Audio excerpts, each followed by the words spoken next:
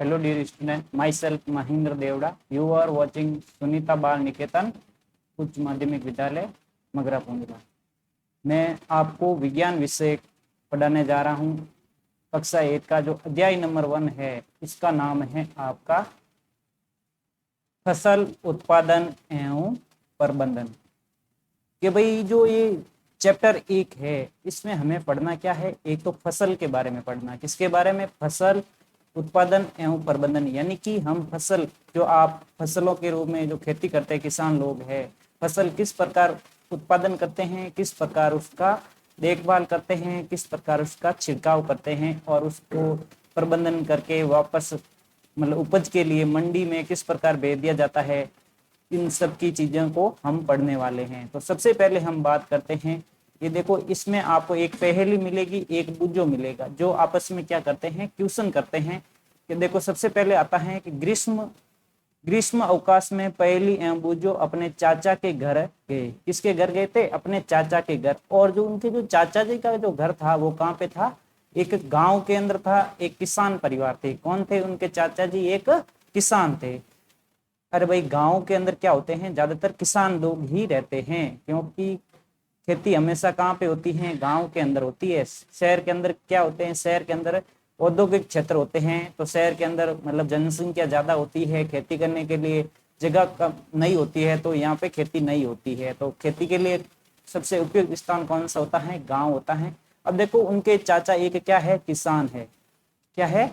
उनके चाचा एक क्या है? किसान है। एक दिन उन्होंने खेत में कुछ औजार देखे। क्या देखे? औजार।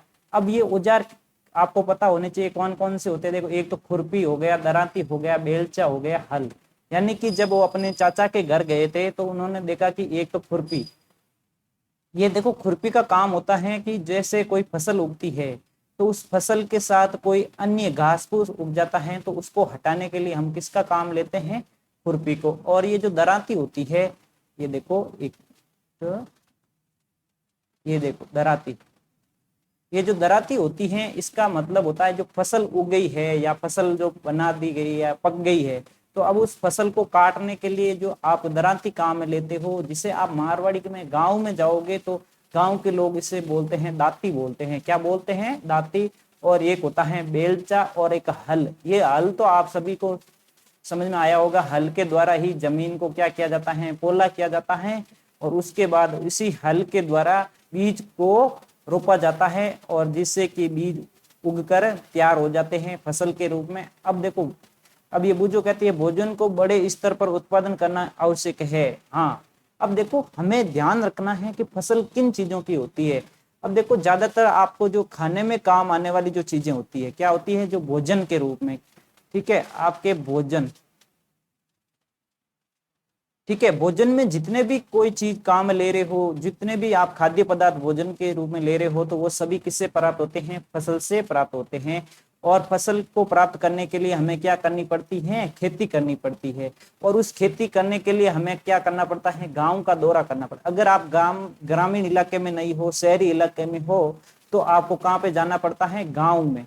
और गांव में जाकर आपको पता करना है कि भाई किस प्रकार खेती होती है। आपने अपने से जो बुजुर्ग लोग हैं उनसे विशेष मतलब उनसे एक विशेष वार्तालाप करना है खेती के बारे में कि किस प्रकार एक फसल को तैयार किया जाता है। तो देखो, एक विशाल जनसंख्या को भोजन प्रदान करने के लिए इसका नियमित उत्पादन, उचित प्रबंधन एवं वितरण आवश्यक है। यानी कि एक विशेष जनसंख्या, यानी कि देखो जनसंख्या की मैं बात करूं तो देखो विश्व में जो सबसे ज्यादा जनसंख्या है वो हमारे एशिया महाद्वीप के एक देश है जिसका नाम है चाइना या चीन भी कहते हो। उसके बाद अगर कोई दूसरा नंबर आता है तो वो होता है हमारा देश यानी कि इंडिया। अगर भारत की बात करें तो भारत की जनसंख्या विश्व की जनसंख्या की दूसरे नंबर पर है। और इसमें हमें अगर जनसंख्या ज्यादा है तो भोजन की भी क्या पड़ती है? ज्यादा डिमांड पड़ती है। अभी देखो कोरोना काल चल रहा है, तो गवर्नमेंट ने जो राशन के लिए जो गेहूं वितरण कर रही है, वो पहले एक पर कैंडिडेट 5 kg था, उसकी जगह बीच में 10 kg किया था। क्योंकि लोगों को भोजन की व्यवस्था बनाए रखने के लिए गेहूं का मतलब सभी को बराबर रूप से वितरण करना चाहिए, जिससे कि क्या है, लोगों की अपनी भोजन की पूर्ति है वो पूरी हो सके। ठीक है, अब देखो इसके बाद मैं जानना चाहता हूं अब देखो ये कहता है मैं जानना चाहता हूं कि हम इन औजारों का उपयोग कहाँ और कैसे करते हैं, यानी कि जो हमारे पास जो औजार आएंगे कि भाई ये खेती करने के लिए जो औजार आते हैं वो कैसे करते हैं, किस प्रकार करते हैं, उन सबको पढ़ेंगे। तो सबसे पहले आती हैं कृषि पद्धतियां। क्या आती हैं? कृषि पद्धतियां। ठीक है, इससे पहले हम ये थोड़ा पढ़ लेते हैं। आप पढ़ चुके हैं कि सभी सजीवों को भोजन की आवश्यकता होती है। अब देखो विद्यार्थियों, मेरे प्यारे विद्यार्थियों, आपको पता होना चाहिए, सबसे पहले मैं ये जो बोला कर रहा हूं ये है सजीव। क्या है? सजीव। अब इस सजीव को समझना है हमें। मेन पॉइंट है कि सजीव क्या होता है। तो सजीव की बात करूं तो सजीव में वो आते हैं जो क्या करते हैं? अपना जीवन यापन करते हैं। क्या करते हैं? जीवन यापन करते हैं। और सजीवों में अगर इस ब्रह्मांड की बात करें या इस पृथ्वी पर, सजीवों के अंदर दो चीजों को रखा गया है। एक तो होते हैं पेड़ पौधे, और उसके साथ क्या होते हैं? अपने जीव जंतु, जो एनिमल्स है, जानवर होते हैं, वो सब किस में आते हैं? सजीवों में। अब आपके दिमाग में आ रहा होगा कि सर पेड़ पौधों को क्यों रखे? पेड़ पौधे कैसे भोजन बनाते हैं? हम तो भोजन बनाते हैं, खाते हैं, पेड़ पौधे भी खाते हैं। कैसे? देखो आपको पता होना चाहिए कि पेड़ पौधे भोजन किसके माध्यम से बनाता है? प्रकाश संश्लेषण। एक विधि होती है जिसका नाम है प्रकाश संश्लेषण। और उस प्रकाश संश्लेषण में क्या होता है? सूर्य के प्रकाश की उपस्थिति में, किसकी? सूर्य के प्रकाश की उपस्थिति में क्लोरोफिल वर्णक के कारण पत्तियां द्वारा भोजन को तैयार किया जाता है, और वो पत्तियां भोजन को पेड़ के विभिन्न भागों तक पहुंचा दी जाती है। ठीक है, ये हो गया सब्जियों की। अब आता है सीधे अपना भोजन स्वयं बना सकते हैं।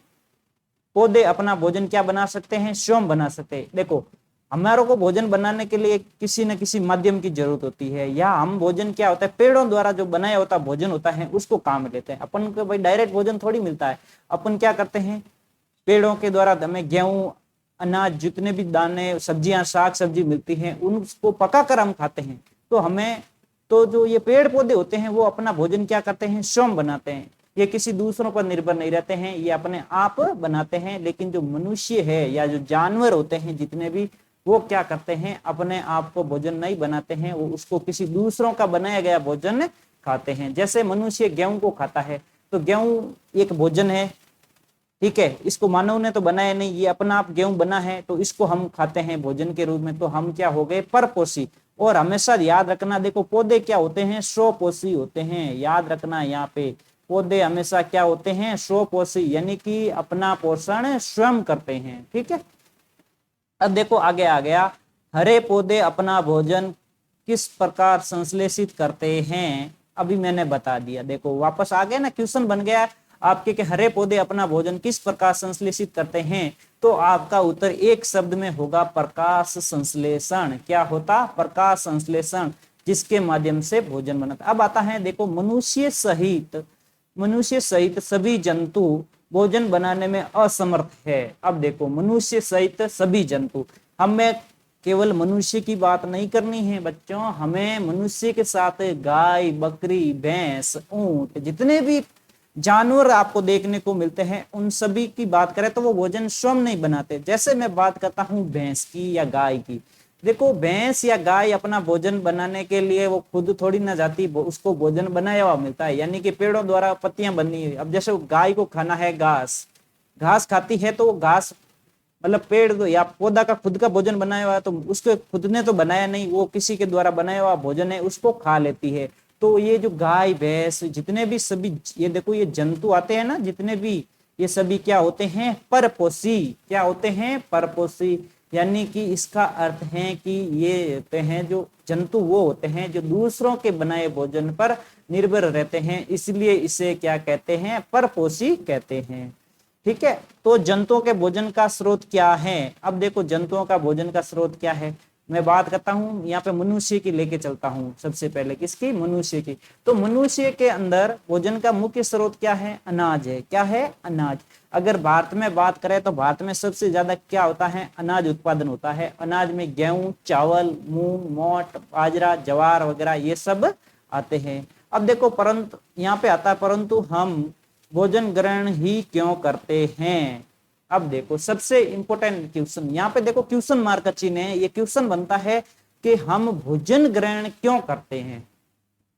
अब देखो भोजन ग्रहण क्यों करते हैं, क्योंकि मनुष्य को अपना जीवन यापन, क्या अपना जीवन यापन या अपने आप को इस पर्यावरण में या इस ब्रह्मांड में अपना अस्तित्व बनाए रखना है, कि भाई अपने आप को जीवित रखना है, तो उसको क्या लेना पड़ता है, भोजन लेना पड़ता है। और अगर वो भोजन नहीं लेगा तो वो जीवित नहीं रह पाएगा। अगर जीवित नहीं रहेगा तो इस ब्रह्मांड में सजीवों का जो अस्तित्व है वो क्या हो जाएगा, धीरे धीरे समाप्त हो जाएगा। समझ में आ गए ना आपको?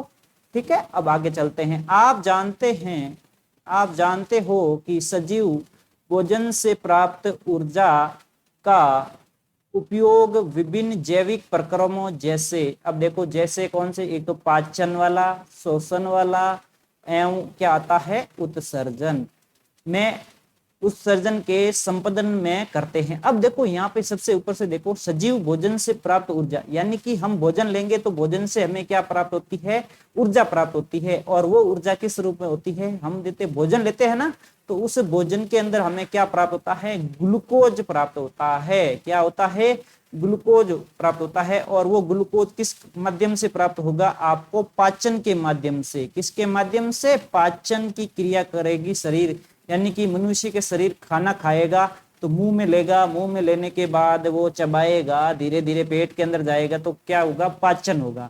अब वो पाचन होने के बाद हमें क्या प्राप्त होता है, ग्लूकोज प्राप्त होता है। क्या होता है, ग्लूकोज। अब इस ग्लूकोज के साथ जब हमारे शरीर में ग्लूकोज आ गया तो वो ग्लूकोज कहाँ चला जाता है, ब्लड के अंदर चला जाता है। किसके अंदर, रक्त के अंदर। अब हम क्या होते हैं, सांस लेते हैं तो कौन सी गैस लेते हैं, ऑक्सीजन लेते हैं। तो अब देखो क्या हो गया, शोषण हो गया। अब जब शोषण लेंगे तो शोषण में कौन सी गैस लेते हैं, आपको पता होनी चाहिए, मनुष्य हमेशा शोषण में O2 गैस लेता है, यानी कि ऑक्सीजन। अब ऑक्सीजन लेंगे, अब इस ग्लूकोज और ऑक्सीजन आपस में क्रिया करके क्या बनाएंगे, CO2, जिसको हम नाक के द्वारा उत्सर्जन, फेफड़ों के द्वारा करते हैं। और उसके साथ हमारे जो मूत्र निर्माण होता है, उसके साथ जो मूत्र निर्माण होता है वो भी क्या होता है, हमारा उत्सर्जन के दौरान बनने वाला उत्सर्जी पदार्थ। तो हम देखो यहाँ पे भोजन कर लिया, भोजन के साथ हमें ग्लूकोज मिल गया, शोषण हो गया, पाचन हो गया, उत्सर्जन हो गया। ठीक है, अब देखो आगे चलते हैं। हम अपना भोजन पौधों अथवा जंतुओं या दोनों से ही प्राप्त कर सकते हैं। अब देखो, अगर मैं बात करता हूं सजीव, यानी सजीव के अंदर पेड़ पौधे और जंतु हम दोनों आते हैं, तो हम अपना भोजन किससे करते हैं, पेड़ पौधों से। अरे भाई देखो, मनुष्य की बात करते हैं या मानव की बात करते हैं, तो हम क्या करते हैं, भोजन के लिए पेड़ पौधों पर निर्भर रहते हैं। अरे भाई, गेहूं को प्राप्त करने के लिए गेहूं का क्या होता है, पौधा होता है। उसी प्रकार आपको कोई सा भी धान या अनाज लोगे तो हमें क्या प्राप्त होगा, पौधों से प्राप्त होगा। अब देखो यहाँ पे अथवा में जंतुओं को भी दे रखा है। अब देखो मनुष्य क्या होता है, सर्वहारी है। क्या है, सर्वहारी, यानी सभी प्रकार का, यानी कि वो मांसाहारी भी है और शाकाहारी भी है। यानी कि कोई लोग अपने भोजन के लिए मांस का भी उपयोग करते हैं तो वो मांसाहारी हो गए। और वो अगर गेहूं की रोटी खाता है या जो भी गेहूं से या धान से बनी चीजों से अपना भोजन ग्रहण करता है तो वो क्या हो गया, शाकाहारी। अगर वो दोनों चीजें खा रहा है, मांस भी खा रहा है, धान भी खा रहा है, तो वो क्या हो गया, सर्वहारी।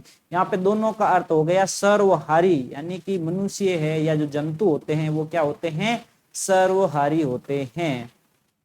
अब देखो, अब यहाँ पे देखो, क्योंकि हम, वो जो कह रहा है कि क्योंकि हम सभी को भोजन की आवश्यकता होती है, अतः हम अपने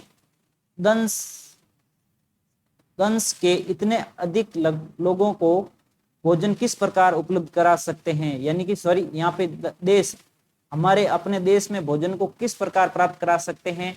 अब इसके लिए आपको क्या करना पड़ेगा, खेती करनी पड़ेगी भाई। अब देखो हमने पढ़ लिया कि भोजन क्यों लेना आवश्यक है। अब इसके लिए आपको भोजन को प्राप्त करने के लिए आपको सबसे पहले क्या करना पड़ेगा, फसल उत्पादन करना पड़ेगा। यानी कि फसल को प्राप्त करने के लिए आपको कौन कौन से औजार चाहिए, किस प्रकार हमें कृषि करनी चाहिए, कैसे कृषि करते हैं, उसको किस प्रकार पानी डालते हैं, कैसे उगाते हैं, कौन से महीने में बोते हैं, कौन से महीने में इसको काटते हैं, कौन सा इसका खरपतवार करते हैं, यानी कि इसमें कीट कीट हो जाते हैं तो उस प्रकार किस प्रकार छिड़काव करते हैं, इन सब को हम इस अध्याय में पढ़ने वाले।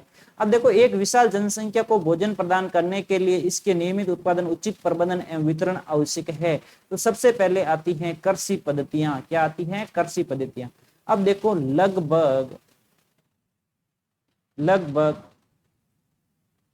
10,000 ईसा पूर्व तक मनुष्य घुमंतु थे। कैसे थे? घुमंतु।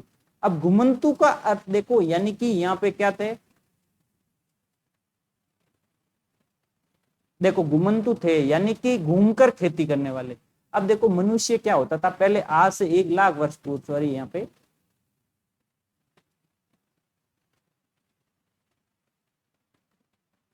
अब देखो 10,000 ईसा पूर्व, यानी कि देखो ईसा पूर्व का मतलब होता है ईसा मसीह के जन्म से पूर्व।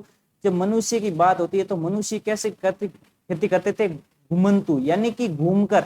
अब ये घूमकर खेती किस प्रकार करते थे? देखो, एक जगह यहाँ पे क्या करते, वो पेड़ पौधों को काट कर वहां पे क्या किया जाता था, अपने फसल को उगा दिया जाता था, और 1-2 साल खेती करने के बाद उस जगह को छोड़कर कहीं और चले जाते थे।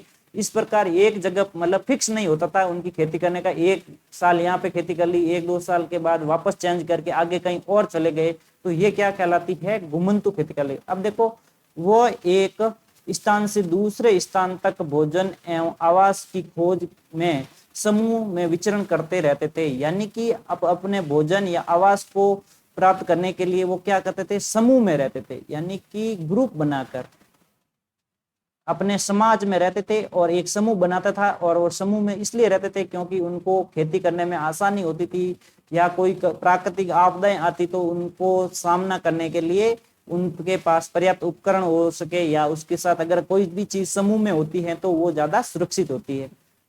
ठीक है, अब आते हैं, वे कच्चे फल और सब्जियां खाते थे। क्या खाते थे? कच्चे फल और सब्जियां खाते थे। अगर देखो, अब हमारे भारत में क्या हो गया, कई चीजें विकसित हो गई है बहुत। भारत क्या, पूरे विश्व की बात करूं तो कई चीजें विकसित हो गई है। पहले की बात करूं, अपन के दादा दादी या अपने परदादा दादी है घर में, तो उनसे पूछना कि पहले खाने के लिए कितने लाले पड़ते थे, यानी कि कितना संघर्ष करना पड़ता था उनको, मतलब भूखा रहना पड़ता था, कई दिन आपको उनको खाना नहीं मिलता था, पेड़ की छाल, मतलब गाँव के अंदर कभी कभी अकाल पड़ता था तो उस समय उनको, मतलब पेड़ की छाल होती है ना, उनको खाकर जीवन यापन करना पड़ता था।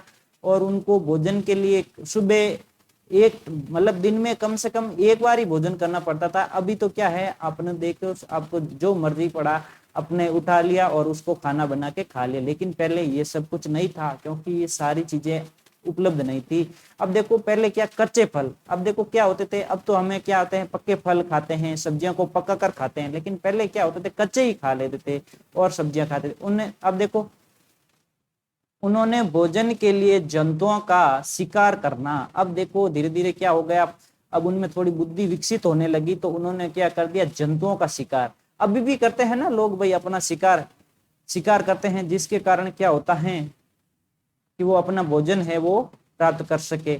अब देखो, आप देखते हो ना कभी कभी टीवियों पे कि भाई शेर अपना शिकार करने के लिए किस प्रकार हिरण के पीछे भागता है और उसको पकड़कर अपना शिकार बना लेता है। अब देखो आगे चलते हैं, कालांतर में खेती कर चावल, गेहूं एवं अन्य खाद्य फसलों को उत्पादित कर सके। कालांतर का अर्थ होता है एक के बाद दूसरी खेती करना, यानी कि आप देखो, अब गांव में जाते हो तो साल में 2 या 3 खेती करते हैं। क्या करते हैं? एक ही जमीन पर 2 या 3 बार खेती करते हैं। इसके लिए वो क्या करते हैं, सबसे पहले देखो, कभी तो वो सर्दियों में अलग फसल गेहूं बो दिया, तो गर्मियों में उन्होंने चावल लगा दिया। इस प्रकार की खेती क्या होती थी, कालांतर खेती होती थी। अब देखो, इस प्रकार कृषि प्रारंभ हुआ। क्या हुआ? यहाँ से कृषि है, जो कृषि का काम हो वो यहाँ से शुरू हुआ।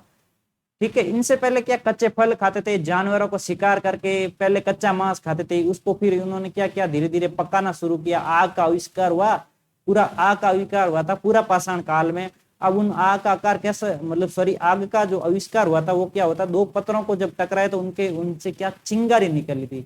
अब जब वो चिंगारी निकली तो उनको पता चला कि ये कुछ ना कुछ अजीब सा हो रहा है, तो उन्होंने क्या किया, कुछ घास फूस डाल के उस पर चिंगारी डाली, तो वो धीरे धीरे आग का आविष्कार हो गया। अब वो आग में उस भोजन को या जो शिकार को पका कर खाने लगा था। तो अब उन शिकार के साथ साथ उन्होंने धान में भी या गेहूं या खेती में भी कुछ सुधार करने लगे। तो अब उन्होंने क्या कर दिया, खेती करना शुरू कर दिया, या कृषि करना क्या कर दिया, प्रारंभ कर दिया। अब देखो, यहां से शुरू होता है जब,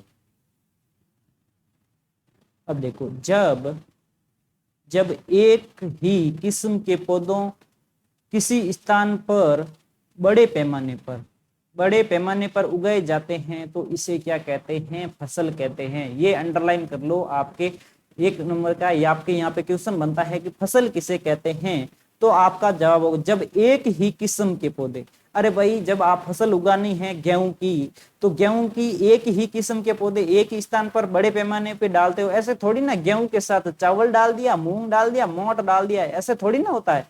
आप गांव में जाते हो तो एक जगह कोई पर्टिकुलर एरिया है, यानी कि देखो एक ये आपका कोई खेत है, ठीक है।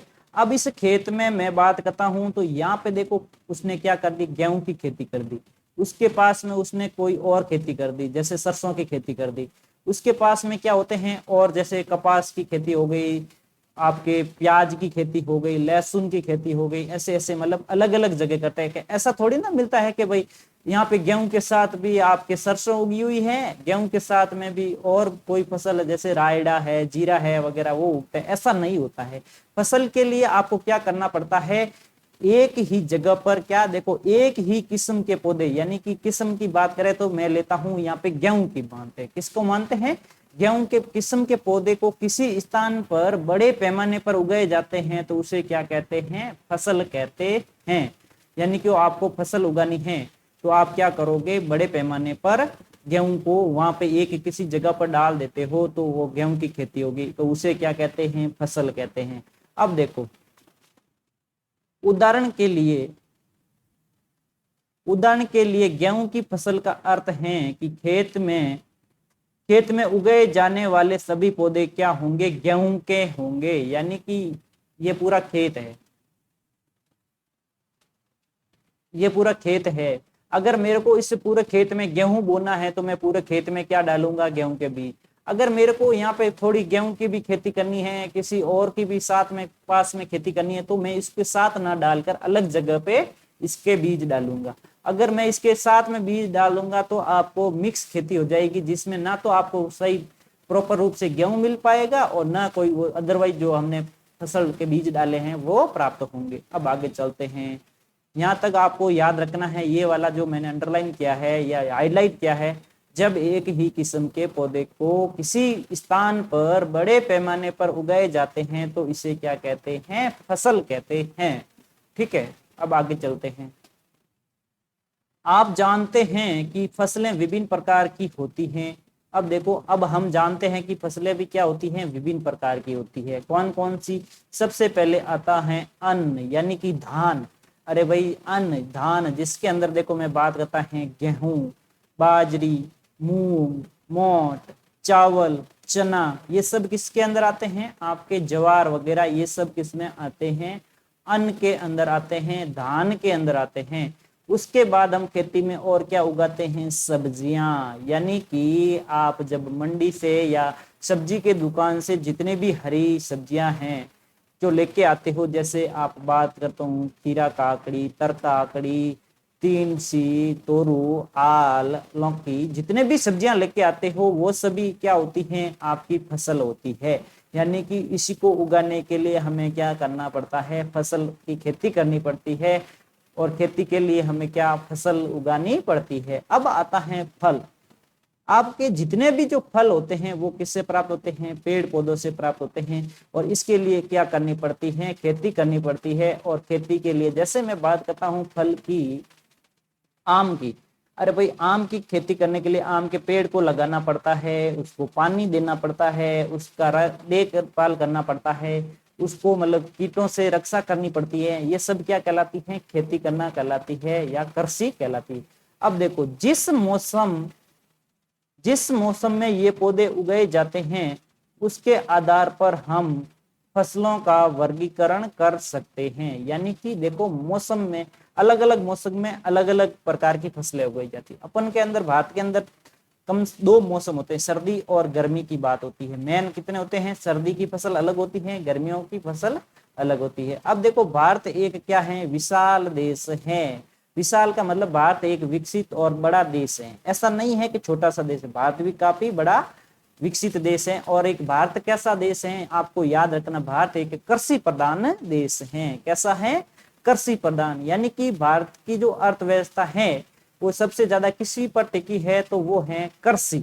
अरे भाई, भारत की जो अर्थव्यवस्था है, यानी कि भारत का जो अगर बजट चलता है या जो भारत में अगर जो आज उपज हो रही है, तो सभी किसकी वजह से हो रही है? कृषि की वजह। अब देखो, कृषि प्रधान देश है, एक विशाल देश है, और यहाँ ताप यानी कि तापमान और आर्द्रता और वर्षा जैसी जलवायु परिस्थितियां एक क्षेत्र से दूसरे क्षेत्र में भिन्न हैं। अब देखो, भारत एक क्या है? विशाल देश है, और यहाँ पे क्या होते हैं? अलग अलग प्रकार की जलवायु है। भारत के अंदर क्या है? अलग अलग प्रकार की जलवायु है। अब देखो, मैं बात करता हूँ जम्मू कश्मीर की, जहाँ पे क्या होता है? तापमान बहुत कम होता है। क्या होता है? यानी कि तापमान क्या होता है? माइनस में होता है। अगर मैं बात करता हूं अपन के राजस्थान की, और अगर राजस्थान की बात करूं मैं फलोदी क्षेत्र का, ठीक है, तो जो मैं मेरा मूल निवास है अभी वहां पे, तो वहां का जो राजस्थान के अंदर सबसे ज्यादा टेम्परेचर देखा जाता है, यानी कि वहां पे टेम्परेचर क्या होता है? हाई होता है।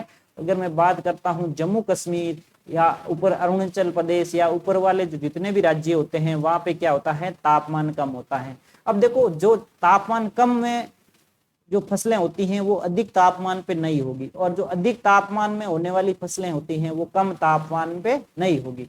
तो यहाँ पे भारत एक विशाल देश है, यानी कि भारत एक लंबा चौड़ा देश है। उत्तर से दक्षिण तक भारत की जो लंबाई होती है, उसमें देखो ऊपर वाले में जैसे जम्मू कश्मीर की बात करते हैं, सबसे ऊपर कौन होता है? जम्मू कश्मीर। अब यहाँ पे क्या होता है? टेम्परेचर हाई होता है, सॉरी टेम्परेचर लो होता है, यानी कि कम होता है। तो यहाँ पे कौन सी फसलें होती है? सेव वगैरह होती है, केसर की खेती होती है, जितने भी फ्रूट वाले होते हैं वो यहाँ पे होती है। और हमारे बात करता हूँ जैसे राजस्थान के, राजस्थान में क्या होता है? थोड़ा टेम्परेचर हाई होता है। क्या होता है? हाई, यानी कि गर्म होता है। तो यहाँ पे जो जम्मू कश्मीर में फसलें होती हैं वो यहाँ पे नहीं होती हैं, ठीक है। और जो यहाँ पे गर्म इलाके में जो फसलें होती हैं वो जम्मू कश्मीर में नहीं होती हैं। ये आपको याद रखना है कि भारत एक विशाल देश है, जहाँ पे अलग अलग क्षेत्र में अलग अलग प्रकार की आर्द्रता का अर्थ होता है नमी, और ताप का अर्थ होता है तापमान। यानी कि जम्मू कश्मीर में जाओगे तो आपको ठंड लगेगी, और आप हमारे जैसलमेर या जोधपुर के फलोदी इलाके तरफ जाओगे तो आपको क्या मिलेगा? हाई टेम्परेचर मिलेगा, यानी कि आपको बहुत गर्मी मिलेगी, यानी कि 45 के आसपास आपको क्या मिलेगा? टेम्परेचर मिलेगा। और अगर हम बात करते हैं जम्मू कश्मीर की, तो यहाँ पे -1 से लेके -10 तक टेम्परेचर रहता है, यानी कि ऐसा टेम्परेचर यहाँ पे बर्फीला इलाका है, ठीक है। अब देखो, अतः देश के विभिन्न भागों में विभिन्न प्रकार की फसलें उगाई जाती है। मैंने ये बात डिस्कस कर ली है कि भाई विभिन्न प्रकार के जो क्षेत्र होते हैं वहां पे विभिन्न प्रकार की फसलें उगाई जाती है, ठीक है। अब देखो यहाँ पे आता है, इस विविधता के बावजूद मोटे तौर पर फसलों को 2 वर्गों में बांटा जा सकता है। यानी कि आपकी जो फसलें होती हैं इनको कितने भागों में बांटा गया है? 2 भागों में बांटा गया है। तो सबसे पहले आता है खरीफ की फसल। क्या आती है? खरीफ की फसल। यहाँ पे मैं अंडरलाइन करता हूं, यहाँ तक आपको याद रखना है, ठीक है, ये पूरा वाला,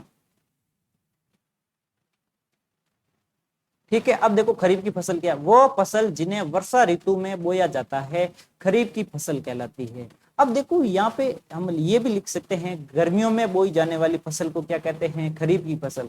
अब देखो, यहाँ पे देखो, गर्मियों में, यानी कि अभी जो मौसम चल रहा है आपका कौन सा चल रहा है? वर्षा का मौसम चल रहा है। अरे भाई, वर्षा ऋतु चल रही कि नहीं चल रही है? अब ये वर्षा ऋतु कौन कौन से महीने में आती है? अब देखो, यहाँ पे आता है भारत में वर्षा ऋतु सामान्यतः जून से सितंबर तक होती है। यानी कि जो ये वर्षा है कब तक चलेगी? जून से लेकर सितंबर तक। यानी कि जो ये खरीफ की फसल होगी वो कब बोएंगे? जून जुलाई में। कब बोएंगे? जून जुलाई। अब कौन सा महीना चल रहा है? जुलाई वाला। तो जून में जब आपकी कपास की फसल है, मक्का है, धान है, मूंगफली है, वो सब किस में बोई थी? अभी पिछले जो जून का महीना था मई जून के अंदर बोई थी, और इसको हम कब काटेंगे वापस उस फसल को? सितंबर में काटेंगे, यानी कि सर्दी के शुरुआती दिनों में इसको काट देंगे, यानी कि जब सर्दी शुरुआत होगी तो इस फसल को काट देंगे। अब आपको याद रखना ये चीज है कि खरीफ की फसल कहते किसे हैं। आपको मैंने क्वेश्चन दे दिया कि भाई खरीफ की फसल किसे कहते हैं, तो आप क्या लिखोगे? वो फसल जिन्हें वर्षा ऋतु में बोया जाता है क्या कहलाता है? खरीफ फसल कहलाता है। और मैं ये भी पूछ सकता हूँ आपको, खरीफ की फसल कब बोई जाती है तथा इसको कब काटा जाता है? तो आपका उत्तर होगा कि सर जी, इसको जो फसल है, खरीफ की जो फसल है, इसको जून में तो बोया जाता है और सितंबर में इसको काटा जाता है। यानी कि अरे भाई अपने गांव में क्या होते हैं, जाते हो तो गांव में बाजरी, मूंग, मोट, ये जो आप गांव में नहीं सुनते हो कि भाई गांव में कातिरा ले लिया। क्या ले लिया? कातिरा। अब उस कातिरे का मीन होता है जो कार्तिक मास। अगर हम भारतीय माह की बात करते हैं, कार्तिक मास में उस फसलों को काटा जाता है, इसलिए गांव वाले जो लोग होते हैं वो शब्द लेते हैं कातिरा। क्या लेते हैं? कातिरा शब्द लेते हैं। ठीक है। अब देखो ये जो खरीफ के फसल के उदाहरण याद रखने भाई, आपके पूछ भी लेता खरीफ के फसल के कौन कौन से उदाहरण हैं, तो आप बोलोगे धान। धान में क्या रखना है? चावल। ठीक है। मक्का, सोयाबीन, सोयाबीन क्या है? दाल है। मूंगफली, कपास, ये सब किसके उदाहरण हैं? आपके खरीफ के फसल के उदाहरण हैं। अब आती है आपकी दूसरी फसल, रबी की फसल। क्या आती है? रबी। रबी की फसल होती है वो होती है शीत ऋतु, यानी कि सितंबर के बाद भाई कौन सा महीना आता है? हमने गर्मियों में फसल बोई थी जून में और सितंबर में काट दी। सितंबर के बाद हमने वापस खेत जोत के कौन सी फसल बोनी है? रबी की फसल बोनी है। अब इस रबी की फसल के लिए हमें जब मौसम होगा वो कैसा होगा? शीत ऋतु वाला होगा, यानी कि सर्दी होगी। और ये जो सर्दी का महीना कब से कब तक चलता है? अक्टूबर से लेके मार्च तक। अब देखो, आप अक्टूबर में सर्दी शुरू हो जाती है और मार्च महीने तक सर्दी चलती है, और इसी दौरान इस रबी फसल को उगाया जाता है। तो देखो, रबी शीत ऋतु अक्टूबर से मार्च तक उगाई जाने वाली फसलें रबी फसल कहलाती है, जैसे गेहूं, चना। अब देखो रबी में कौन सी आती है? एक तो गेहूं आती है, चना आता है, मटर आता है, सरसों आती है, अलसी आती है। ये सब किसके उदाहरण हैं? रबी के। अब देखते हो ना भाई, गेहूं की फसल हमेशा सर्दियों में होती है, और मटर आपको ऐसे याद रखने हैं कि जो रबी के जैसे मटर, आपको दिमाग में ऐसे क्वेश्चन मतलब ऐसे होना चाहिए कि सर्दियों में आपको पता होना चाहिए सर्दियों में कौन कौन सी सब्जियां आती है। जैसे आपकी मटर है तो वो सर्दियों में आती है, हल्दी कब आती है? सर्दियों में आती है। गाजर कब आती है? सर्दियों में आती है। शकरकंद कब आती है? सर्दियों में आती है। ये आपको याद रखना है। अब आपको वैसे गर्मियों में आपको पता होना चाहिए, मक्का अभी चल रहा है, गर्मियों में चल रहा है। ठीक है। मूंगफली गर्मियों में आ रही है, गर्मियों में बोते कि नहीं बोते? ठीक है, हाँ सर, ऐसे आपको याद रखना है।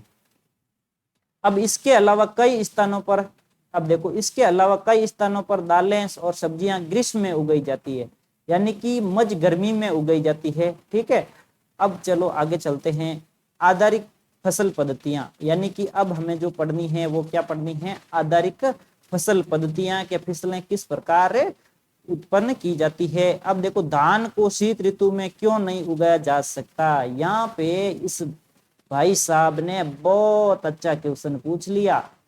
आपके जो दिमाग में चल रहा था वो इस बुज्जो के दिमाग में आ गया कि भाई धान की जो शीत ऋतु में क्यों नहीं उगाया जाता। यानी कि इसका कहने का मतलब है कि भाई खरीफ की फसल को रबी में क्यों नहीं उगा सकते, यानी कि खरीफ वाली फसलें होती हैं उनको रबी की फसलों के समय क्यों नहीं उगा सकते? क्योंकि देखो, खरीफ के लिए क्या चाहिए?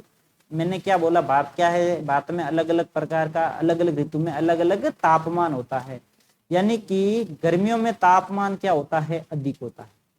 ठीक है। और उन फसलों को उगने के लिए क्या चाहिए? तापमान अधिक चाहिए। ठीक है। और सर्दियों में क्या होता है? तापमान कम होता है। तो अगर तापमान कम होगा तो खरीफ की फसल कैसे उगेगी? आपके रबी के समय में। तो यहाँ पे आपको ये पूछ रहा है कि भाई धान की शीत ऋतु में क्यों नहीं उगाया जाता? क्योंकि सर्दियों में धान होता है वो क्या होता है? हाई टेम्परेचर, यानी कि अधिक तापमान पर उगता है। इसके लिए तापमान ज्यादा चाहिए, वर्षा की जरूरत होती है, वर्षा का पानी की जरूरत होती है। जबकि शीत ऋतु में क्या होता है? तापमान में क्या हो जाती है? कमी हो जाती है, ठंड ज्यादा पड़ती है, गर्मी पड़ती नहीं है। तो ये अगर गर्मी नहीं पड़ेगी तो धान की फसल का पैदावार नहीं होगा। अब इसका बुझो जवाब देती है सॉरी पहेली जवाब देती है धान को, देखो धान को बहुत अधिक पानी की आवश्यकता होती है, अतः इसे केवल वर्षा ऋतु में ही उगाया जा सकता। अभी देखो हमने बात की एक तो पानी की और ये की थी, ये जो पहेली है ये बता रही है आपके पानी के बारे में, ठीक है। और जो ये धान मैंने जो बताया वो बताया तापमान के आधार पर, ये भी सही है आपका, तापमान पे भी बता सकते हो, वर्षा ऋतु पे भी बता सकते हो कि भाई वर्षा का पानी ज्यादा मिलता है किस समय, धान को अपने उस समय यानी कि गर्मी के समय, ठीक है। आज की क्लास हम यहीं समाप्त करते हैं, आगे की क्लास हम कल बात करेंगे आगे के टॉपिक्स की। तो आज के लिए इतना ही, thanks for watching my class.